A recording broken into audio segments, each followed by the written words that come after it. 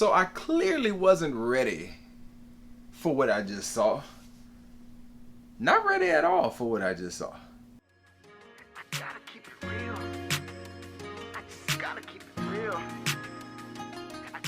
So this is my quick reaction to Lovecraft Country episode 1, available now on HBO Max. If you are new to the channel and you like the trailer breakdowns, if you like the movie talk that I do, please subscribe to the channel, as we have a lot of people now currently watching certain things but not subscribing. Subscribe please for more coverage of the Lovecraft Country and other movie related things. But let's get into that Lovecraft Country. I must say right off the top, the first 3 minutes is way more than I thought I was going to get. Matter of fact, the whole episode was more than what I thought I would get. Like, it was way weirder than I thought I would see here on this show with episode number 1. Several times my wife and I looked at each other like, is this the show? Is this opening scene? Is this the actual show? This can't be the show. Lo and behold, it was the show. And at one point, right before he snapped out of it, I said to myself, yeah, this gotta be a nightmare or something. I didn't think this was to be the show that we was finna watch. And it was a nightmare sequence that kind of opened things up. Really cool, very good visuals. We enjoyed it, and after watching the full episode, I kind of get why they open that way, like just getting you ready for all the crazy that's coming. Now, as a black man, I watched the whole episode, and I just have to say, I don't understand, and I really hope that people don't take me the wrong way here, but I really don't understand how do we have a segment of our population that can watch these shows that accurately depict segregation, racism, and they have speakers that come from that time period and speeches from that time period, and they still resonate so strongly with everything that we are encountering in today's society. Still 50, 60 years later, how is there a segment of the population that can see this show or shows like this or movies like this and still say, oh yeah, that was a long time ago, we've moved past that? Fam, we haven't moved past that. We really haven't. There's so much of what was said and what was experienced in this episode still relevant today. There are still sundown towns in America today. They talk about Aunt Jemima syrup, like we just went through the removal of the name of Aunt Jemima. And there are people who honestly think like this still. Got something else canceled.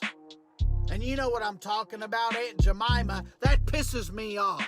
First it was the broad from the Land O'Lakes box. She slowly disappeared, like she was in that picture from Back to the Future. And now it's Aunt Jemima.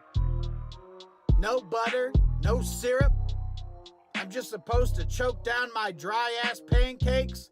How's it racist in the first place? Now listen.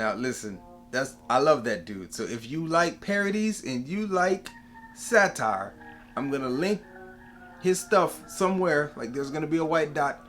Click that dot if you like parodies and stuff. I love the guy. He's great.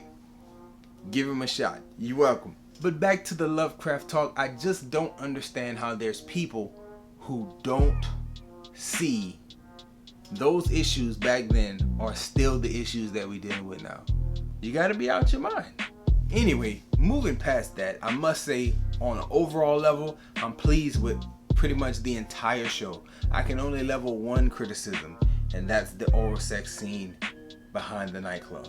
Now, homosexuality aside, having that scene in there made the following conversation incredibly weird.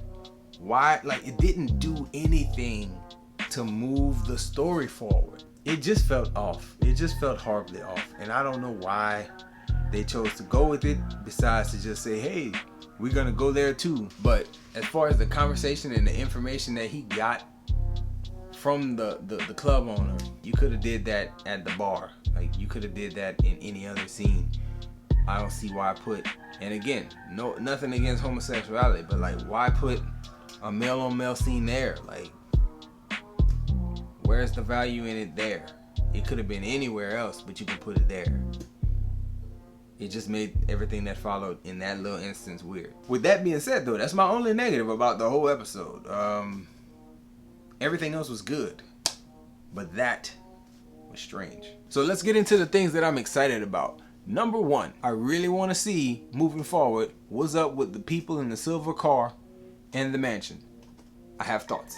Number two, secondary, much further down the line, I kind of want to see what develops between Letitia and Tick.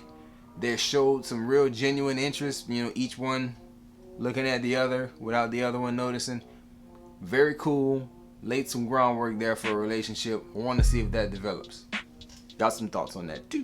Even though I'm listening at number three, I would have to say, what is the story behind the monsters? Whew, really want to know that. Really hoping that as this season progresses, don't know how many episodes we're getting, but in that time period, I need to know what's the backstory on the monsters. Where they come from, or the alien. Like, what's up with them? Because I really want to know. I've never read a Lovecraft book.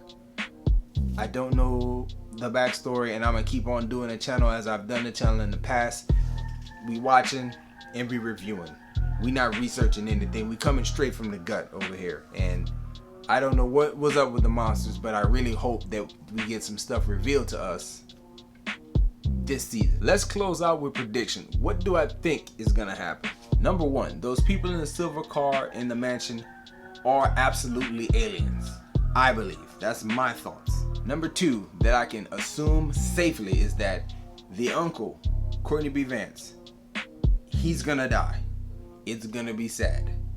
But he barely made it through episode 1. I don't think that he's gonna make it through the whole season. It will be tragic. Might even be a little bit of a tearjerker because I think he's gonna be a real lovable character. But I don't see him making it, man. I think he's gonna bite the dust. That's my quick reaction, thoughts about the Lovecraft episode 1, Lovecraft Country. I enjoyed it. It's available on HBO Max. I'm going to be watching and trying to drop reviews as fast as possible every Sunday. If you'd like to hear my perspective on it here at Whole Views, please subscribe to the page. If you are watching on Facebook, follow the page, share the video. Enjoy yourself, guard your heart, and come back and see me on